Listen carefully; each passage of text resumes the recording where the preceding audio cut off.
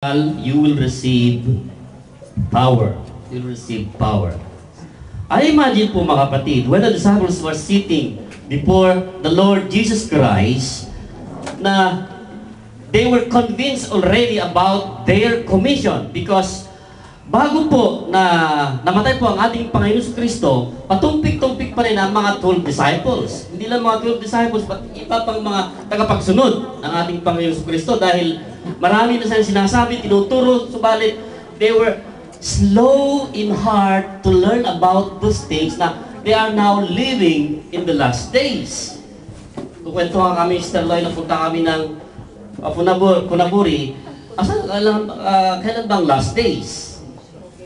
Ang last days po ay nagsimula na po nung pagkatapos ng ating Panginoon Kristo. The beginning of the last days. Ngayon, last days pa rin dito. Di ba sabi ng ating mga ninuno naman, ating mga magulang, ng ating mga lolo, lola, nabubuhay na tayo sa huling araw na. Ilang taon ka na ngayon? Hindi ka ba, kanya-kanya tayo. Hanggang ngayon, last days pa rin. So, ang haba naman yung last days na yon. So, nag-uusap kami, Mr. Loy, pwede naman natin sabihin na, one day is 1,000 years po sa ating Panginoon. And 1,000 years is one day for the Lord. Di ba? So, hindi natin kataliwan ng Panginoon. He can make a 1,000 year in only one day. And one day can make 1,000 years. Kung gusto mong pabahin ng Panginoon ang ating buhay, pabay, so be it. Kung yun po ang will ng Panginoon. Kung gusto niya bukas na, ayun na po ang buhay natin, yun nakatali na lang, wala makapagpipigil. Anytime, He can take our life. Amen? Amen. But the reason, dito po what it is, are you ready when that hour will come to you? Amen? Amen. Kapatid, kung hindi po pa kilala ng Panginoon sa Kristo, now is the time, ang perfect panahon, kapatid. Habang nabubuhay ka pa, habang may hininga ka pa, habang nakikita mo pa ang mundong ito, binibigyan tayo ng Panginoon. Paggising natin sa umaga, binibigyan tayo ng Panginoon ng chance to choose kung saan po ang destination natin. Ngayon po mga kapatid, habang buhay na, choose your destination towards heaven. I hope you have chosen your destination already. You have received Jesus Christ already. But if you do not yet receive Jesus Christ, you must be born again and receive Jesus Christ as your personal Savior. Amen! Pagpatuloy po natin ang mga katuruan na gusto pagpatuloy ng banal na Espiritu. They were convinced about their commission. And convinced, ang mga disciples were convinced about Jesus' reality na siya po ay Diyos. Ang Diyos nagkatawang tao sa pamamagitan ni Jesucristo. Bumaba ang Diyos sa pamamagitan sa katawan ni Jesucristo. Kaya si Jesucristo, kaya tinatawag natin, Jesus is Lord. Kapag hindi mo inaangkin na ang Panginoong Jesucristo ay Diyos, malalagay ka na sa kabilang mga katuruan na kulto. Mga miinom ng Yakult to. Okay.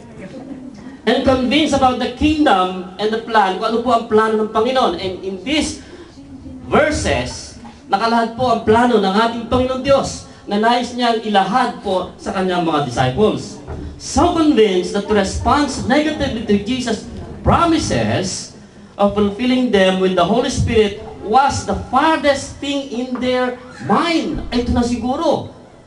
Dahil po, kung basahin natin ngayon, yung verses na yan. So when they met together, they asked Him, Lord, are you at this time going to restore the kingdom of Israel? He said to them, it is not for you to know the times or dates the Father has set by His own authority. Biro nyo yung tanong tapos biglang ibang sagot. Ang ating Panginoon. Kaya, minsan, nakakalito naman yan. Hindi tayo malilito dito dahil tulungan tayo ng banal na Espiritu. Okay, so when they met together, after they met together, He said to them, it is not for you to know the times or the dates has set by His own authority. Dahil akala po ng mga Israelites are you going to restore the kingdom of Israel? Kasi po sa panahon na ito, ang nangibabaw po na kaharian ay walang iba kundi ang Roman Empire. Sa panahon na ito. So, expected ng mga disciples na, are you not going to restore? So, yung bayang Israel, hindi magiging, talaga, sila mamamahala. So, mawawala na po yung empire ng Roma. So, yun ang kaisipan nila. But sumagot ang ating Panginoon Kristo na, hindi, sabi, it is not for you to know the times. Yan po ang sagot. But, sa verse 8, you will receive power when the Holy Spirit comes on you, and you will be my witnesses in Jerusalem, and in all Judea and Samaria, and to the ends of the earth. After he said this, he was taken up. Pagkatapos na sinabi ng Panginoong Kristo ito, he was taken up, and literally, nakita ng mga disciples na unti-unti, kinuha po ng cloud ang ating Panginoong Kristo dito. Before their eyes, and the cloud hid him from their sight. Kayo nga, kung makikita nyo yung inyong mga katabi, unti-unti siya kukunin na alapaap, kayo pa, baka sasambahin nyo na yung katabi ninyo. Di ba? They were looking intently up into the sky as he was going, when suddenly 2 men dressed in white stood beside them. Pag makita naman kayo ng dalawang lalaki na maputing ang suot, ano ba yan? Sino ba yun? I-understand to, anghel na to. The angel of the Lord. Men of Galilee, the angel of the Lord spoke. Men of Galilee, they said, why do you stand here looking into the sky? This same Jesus who has been taken from you into heaven will come back in the same way you have seen him go into heaven. Then they returned to Jerusalem from the hill called the Mount of Olives. The Sabbath they walked from the city. When they arrived, they went upstairs to the room where they were staying. Nandito po yung mga present na 11 disciples. 11 lang yan nandyan. Hindi na po, wala na si Judas. Actually, mayroon yung isang series din about Judas. About kay Judas, a lesson from Judas. Maybe next time again, when I shall return. Okay. So, kasama po dito, they all joined together constantly in prayer along with the woman and Mary, the mother of Jesus, and with his brothers. Okay, yan po ang background po ng ating binasa. And remember, this book of Acts was written by Dr. Luke. And Dr. Luke wrote this to his friend named Theophilus. Okay? Manawaan po natin na ang kanyang sinulatan ay itong sulat na ito ay para kay Pareng Chope. Okay? Dahil si Chupilo, na Chupe siya, hindi siya makapagsalita.